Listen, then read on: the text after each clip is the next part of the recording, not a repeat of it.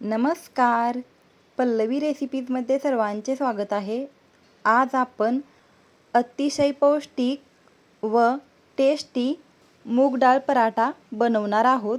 हा मूग डाळ पराठा बनवायला अतिशय सोपा आहे. कोणीही बनवू शकेल अशी ही रेसिपी आहे. आज आपण अगदी साध्या सोप्या पद्धतीने प्रोटीन फायबरयुक्त मूग डाळ पराठा बनवणार आहोत.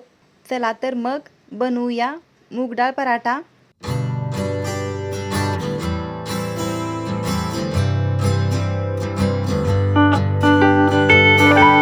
मूग डाळ पराठा बनवण्यासाठी इथे आपल्याला एक मिक्सरचं भांडं घ्यायचं आहे. त्याच्यामध्ये आपल्याला 2 वाटी भिजवलेली मूग डाळ घालायची आहे. ही मूग डाळ मी रात्रीच पाण्यामध्ये भिजत घातलेली होती. 2 वाट्या मूग डाळ आपल्याला मिक्सरच्या भांड्यात घालायची आहे व नंतर त्याच्यामध्ये 4 हिरवी मिरची, 9-10 लसूण पाकळ्या व 3-4 छोटे अद्रकचे तुकडे घालायचे आणि नंतर त्याच्यामध्ये एक मध्यम आकाराचा कट केलेला कांदा घालायचा, एक मध्यम आकाराचे कट केलेले गाजर घालायचे व 1 चमचा मीठ घालायचे आणि हे सर्व साहित्य मिक्सरमधून बारीक करून घ्यायचे व नंतर एक पाटी घ्यायची आहे आणि त्याच्यामध्ये बारीक केलेले सर्व साहित्य घालायचे व नंतर त्याच्यामध्ये आपल्याला 3 वाटी गव्हाचे पीठ घालायचे आहे व नंतर 2 बारीक कट केलेले कांदे घालायचे व नंतर अर्धी वाटी बारीक कट केलेली कोथिंबीर घालायची, 2 चमचे धने पावडर घालायची, अर्धा चमचा हळद आणि पाव चमचा लाल तिखट घालायचे. सुरुवातीला आपण 4 हिरवी मिरची घातलेली आहे, त्याच्यामुळे इथे मी लाल तिखट कमीच वापरत आहे. तुम्ही तुमच्या आवडीनुसार लाल तिखट कमी जास्त करू शकता. व पाव चमचा चाट मसाला घालायचा आणि अर्धा चमचा ओवा हातामध्ये घेऊन तो क्रश करून त्याच्यामध्ये घालायचा व नंतर त्याच्यामध्ये आपल्याला अर्धा चमचा मीठ घालायचे आहे आणि हे सर्व साहित्य एकत्र मिक्स करून घ्यायचे व आपल्याला हे पीठ मळून घ्यायचे आहे. पाण्याचा वापर न करता आपल्याला हे पीठ मळून घ्यायचे आहे व गव्हाचे पीठ लागत असेल तर अजून गव्हाचे पीठ घ्यायचे आहे, पण इथे मला तेवढेच गव्हाचे पीठ बाद झाले. पीठ मळून झाल्यावर आपल्याला त्याच्यावरती 1 चमचाभर तेल घालायचे आहे. तेल घातल्यानंतर आपल्याला हे पीठ एक वेळ छान असे मळून घ्यायचे आहे आणि नंतर त्याच्यावरती झाकण ठेवायचे व 10 ते 15 मिनिटासाठी आपल्याला हे भिजत ठेवायचे आहे व 15 मिनिटानंतर आपल्याला ह्याचे पराठे बनवायचे आहेत. तर साधारणतः 15 मिनिटे इथे मी ही कणिक भिजत ठेवलेली होती व नंतर आपल्याला कणकेचा एक छोटा गोळा घ्यायचा आहे व त्याचा गोल हुंडा बनवून आपल्याला पराठा लाटायचा आहे. पराठा थोडा लाटला की नंतर त्याच्यावरती आपल्याला कलोंजी घालायची आहे. कलोंजी म्हणजेच कांद्याचे बी. कलोंजी घातल्यानंतर आपल्याला त्याच्यावरती बारीक कट केलेली कोथिंबीर घालायची आहे आणि नंतर आपल्याला त्याचा पराठा लाटायचा आहे. पराठा आपल्याला जास्त जाडही नाही किंवा जास्त पातळही नाही, असा मध्यम जाडीचा पराठा आपल्याला लाटून घ्यायचा आहे. लागत असेल तर पराठा लाटताना आपल्याला थोडे थोडे गव्हाचे पीठ लावायचे आहे. तरी ते आपला पराठा लाटून झालेला आहे. तरी ते मी अगोदरच पॅन गरम करायला ठेवलेला होता. पॅन गरम झाला की नंतर त्याच्यामध्ये आपल्याला तेल घालायचे आहे व तेल पसरवून घ्यायचे व नंतर त्याच्यावरती आपल्याला पराठा घालायचा आहे.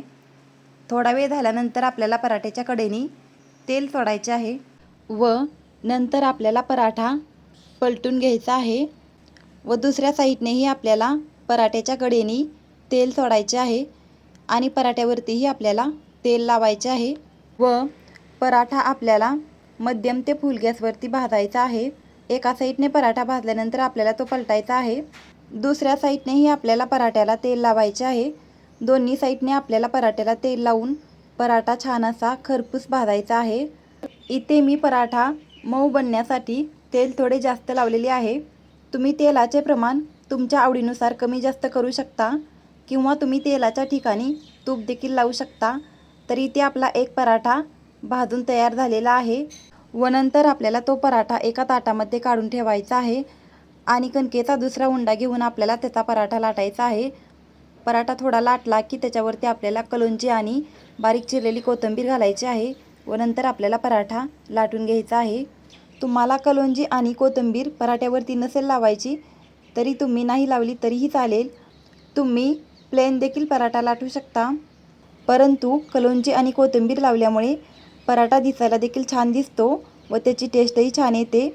यासाठी इथे मी कलोंजी आणि कोथिंबीर पराठ्यावरती लावलेली आहे. इथे आपला दुसरा देखील पराठा लाटून तयार झालेला आहे व नंतर आपल्याला पॅनमध्ये तेल घालायचे व ते पसरवून घ्यायचे व नंतर आपल्याला लाटलेला पराठा पॅनमध्ये घालायचा आहे. थोडा वेळ झाल्यानंतर आपल्याला पराठ्याच्या कडेने तेल सोडायचे आहे आणि नंतर तो पराठा पलटून घ्यायचा आहे व दुसऱ्या साईडनेही आपल्याला कडेने तेल सोडायचे आहे व पराठ्यावरतीही आपल्याला तेल लावायचे आहे. पराठ्याला दोन्ही साईडने छान असे तेल लावून मध्यम ते फुल गॅसवरती आपल्याला हा पराठा खरपूस भाजून घ्यायचा आहे. पराठा भाजत असताना आपल्याला दुसरा पराठा लाटण्यासाठी कणकेचा एक छोटा गोळा घ्यायचा आहे व त्याचा हुंडा बनवून घ्यायचा आहे. तर तुम्ही इथे व्हिडिओमध्ये पाहू शकता, इथे आपला दुसरा पराठा देखील छान असा खरपूस भाजून तयार झालेला आहे. तो पराठा आपल्याला ताटामध्ये काढून ठेवायचा आहे आणि आपल्याला नंतर तिसरा पराठा लाटायचा आहे. तर इथे मी पराठ्याचा हुंडा आधीच बनवलेला होता. त्याच्यावरती आपल्याला कलोंजी आणि बारीक चिरलेली कोथिंबीर घालायची आहे व नंतर आपल्याला तो पराठा लाटून घ्यायचा आहे. तर इथे आपला तिसरा पराठा देखील लाटून तयार झालेला आहे. नंतर आपल्याला पॅनमध्ये तेल सोडायचे आहे व ते तेल पसरवून घ्यायचे व लाटलेला पराठा आपल्याला पॅनमध्ये घालायचा आहे. थोडा वेळ झाल्यानंतर आपल्याला पराठ्याच्या कडेने तेल सोडायचे आहे आणि नंतर तो पराठा आपल्याला पलटून घ्यायचा आहे व दुसऱ्या साईडनेही आपल्याला पराठ्याच्या कडेने तेल सोडायचे आहे व पराठ्यावरती तेल लावायचे आहे. दोन्ही साईडने आपल्याला पराठ्याला तेल लावून पराठा छान असा भाजून घ्यायचा आहे. तर इथे मी पॅनमध्ये पराठा भाजत आहे. तुम्ही पॅनच्या ठिकाणी चपातीच्या तव्यावरती देखील पराठा भाजू शकता व पराठा आपल्याला मध्यम ते फुल गॅसवरच भाजायचा आहे म्हणजे तो मऊ होतो. तर इथे आपला तिसरा देखील पराठा छान असा भाजून झालेला आहे व नंतर अशाच पद्धतीने आपल्याला चौथा देखील पराठा लाटून घ्यायचा आहे. पराठा लाटत असताना आपल्याला त्याच्यावरती थोडीशी कलोंजी आणि कोथिंबीर घालायची आहे व नंतर तो पराठा आपल्याला लाटून घ्यायचा आहे. तुम्ही कलोंजीच्या ठिकाणी तीळ देखील वापरू शकता. तुम्ही पराठा त्रिकोणी आकारामध्ये देखील लाटू शकता.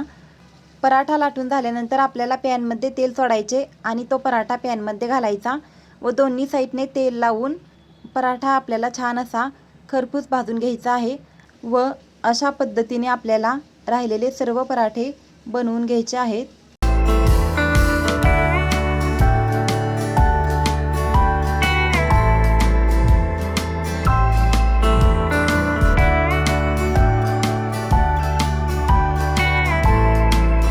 प्रत्येक वेळेस आपल्याला पराठा लाटत असताना पराठ्यावरती थोडीशी कलोंजी आणि बारीक कट केलेली कोथिंबीर घालायची आहे व नंतर पराठा लाटून घ्यायचा आहे. कोथिंबीर आणि कलोंजी घातल्यामुळे पराठा दिसायला देखील छान दिसतो व त्याची टेस्टही छान येते व पराठ्याला दोन्ही साईडने छान असे तेल लावून पराठा आपल्याला मध्यम ते फुल गॅसवरतीच भाजायचा आहे. त्याच्यामुळे पराठा मऊ बनतो. जर आपण पराठा कमी गॅसवरती भाजला तर तो पराठा कडक बनतो. यासाठी आपल्याला पराठा हा नेहमी मध्यम ते फुल गॅसवरतीच भाजायचा आहे म्हणजे तो छान असा मऊ बनतो. अशा पद्धतीने आपल्याला राहिलेले सर्व पराठे बनवून घ्यायचे आहेत. तर तुम्ही इथे व्हिडिओमध्ये पाहू शकता, इथे आपले सर्व पराठे बनवून झालेले आहेत. जर तुम्ही अशा पद्धतीने हा मूगडाळ पराठा बनवला तर हा मूगडाळ पराठा खूप टेस्टी लागतो. अशा पद्धतीने मूगडाळ पराठा बनवला तर तो मऊ देखील बनतो. हा मूगडाळ पराठा पौष्टिक देखील असतो. याच्यामध्ये भरपूर प्रमाणात प्रोटीन आणि फायबर असते.